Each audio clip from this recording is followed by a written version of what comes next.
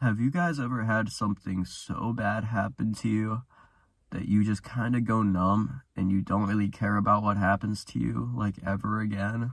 Like, I could get stabbed tomorrow brutally stabbed by a black man, and I probably wouldn't even feel the stab wound because I've been put through so much more pain than a stab wound could ever inflict. So my dad is a carpenter, right? And for some reason, every single carpenter has this mental barrier or something where they have to, like, get a second opinion from everyone in their family. And I don't really know why, but, like, maybe their fucking carpenter skills just suck or something and they just have to get a second opinion.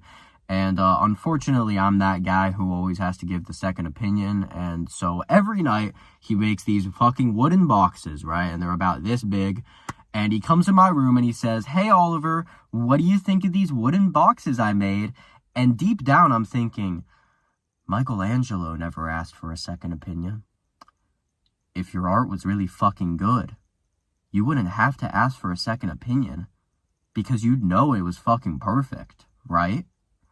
So that's what I was thinking deep down, but I'm not a really mean guy. So I just said, "Oh, these are some great boxes. These are the most phenomenal wooden boxes I've ever seen in my entire life." So last night I was really horny, okay? And I'm just going to keep it a buck with you guys, all right? I'm not beating around the bush here. I was really horny.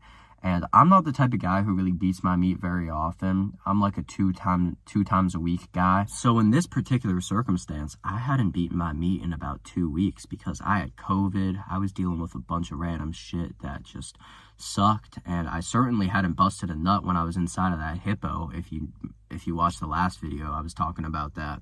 So I hadn't busted a nut in about 2 weeks, and I was really fucking horny. And I was edging for about 2.5 hours. I had a timer going. I don't remember how long that was for, but I believe it was about like 2.5 hours because I started at like 11 and I was still going until like 2. So maybe it was 3 hours, actually. Honestly, the whole time I was kind of thinking, my dad's gonna walk in my room at some point, right? Because he always shows me those wooden boxes every single night at about like 1 a.m. Even when I'm trying to fucking sleep. He always shows me those boxes.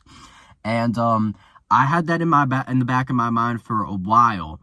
But for some reason, it just didn't cross my mind towards the end of while I was beating my meat because I was getting so into it and I was so horny that I just wasn't thinking about the outside world in the slightest, like my cat could have fallen off the roof and I wouldn't have even noticed. As I'm about to come, right, because I'm finally I'm ready, right, I'm fucking ready to bust a nut, and as I'm about to come, I hear my door open. I hear, and my door opens, and I close my eyes and I say, "Not right now, Dad. I'll be with you in a minute." And I must not have said that shit loud enough because he walks in anyways and says, "Hey, buddy, what do you think of these boxes?" He made 2 this time. He had 2 fucking boxes ready for me. And I am butt naked. He could see my ass cheeks, like right here, because my fucking shorts were off. I was standing up, right? Because I was ready to fucking nut. So I turn around and I scream, "Dad, get the fuck out." And I think he notices it at that point because I was butt naked and he was looking down at my ass. But for some reason, it didn't, it must have not registered in his mind that I was beating off, or maybe he thought I was changing. I don't really fucking know, right? But that's not where the story ends, because if that's where the story ended, it wouldn't have even been that bad because my life fucking sucks. All right? Bad shit happens to me every fucking day. All right? But what really solidified this story is when we went to brunch the next morning. So the next morning at the crack of dawn, I'm talking like fucking 7 a.m., I wake up to my grandma, of all people, saying, "Hey, buddy, are you ready?" Now, mind you, I didn't know what the fuck was going on because no one communicates with me about anything in this house because they all just think I'm gonna be so happy about fucking brunch, okay?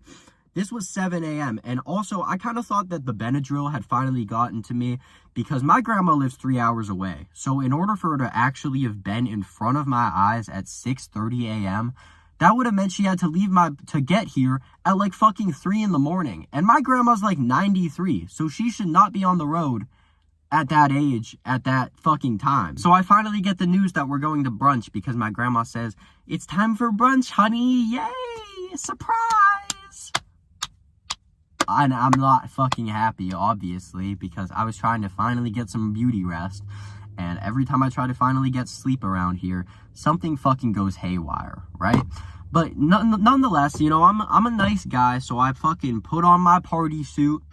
And next thing I know, we're all at IHOP, okay? Now, it's not just me and my grandma, all right? So my dad is also there. My mom is also there. And my uncle, who is on probation. So I didn't know he was just allowed to fucking walk free after what he did with those metal rods. But I don't know. I guess my uncle was also there, which was kind of cool to see him. You know, it's good that he's out on the fucking, on bail or whatever. And everything's going peaceful. For some reason, my grandma tried ordering calamari. Now, I don't really know what it is with old people and calamari, but they always try to order it no matter what at any restaurant. It doesn't even matter if it's a fucking breakfast place. Obviously, IHOP doesn't have calamari, dude. So I don't know what she was thinking, but, you know, everything's going peaceful up until there. You know, we had a few laughs, and then my dad decides to say, "So don't you want to share with the class about your new job, Oliver?" And I'm thinking, what? I don't have a new job. I'm homeless, bro, pretty much. I mean, I'm broke, so I don't have a new job. And this is where I get the news that apparently my dad had told everybody at this dinner table. I guess it's not a dinner table, but my dad had told everyone that I had gotten a new job as a cam girl, or I guess a cam guy. I don't know what you would really call that. So I guess when he walked in my room last night, he saw me on Jerkmate. So you guys probably don't know what that is, but it's like a cam girl website. He thought that I had, oh my God, this is so fucking stupid. He thought that I had gotten a job as a cam girl and I'm spreading my cheeks for just random people on the internet. I don't fucking know, dude.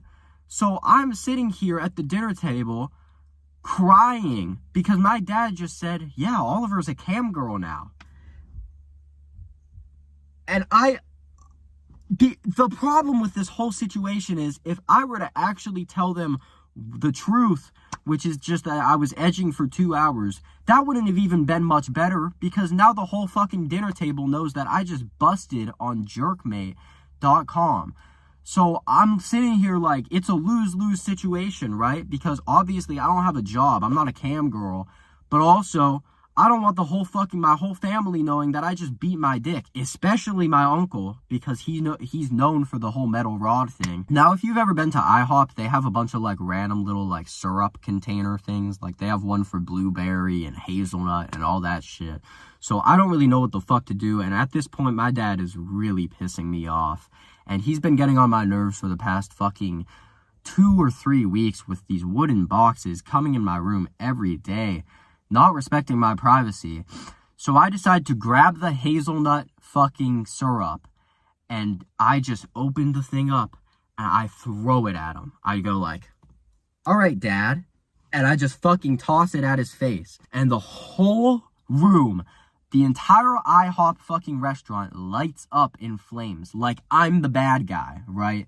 Because my dad didn't just fucking falsely accuse me of being a cam girl. No, that would be fine, you know, that's totally okay, because humiliating me is fucking funny, right?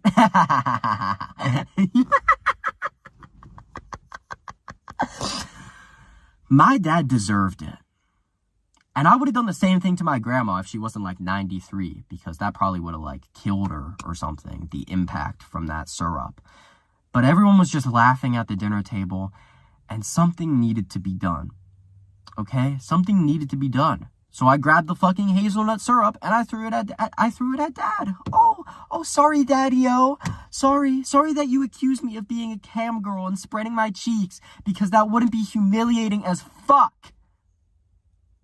I just went with my grandma or whatever, and obviously none of them wanted to fucking take me home, so I got out of there. I did not pay any checks, and I just fucking walked home.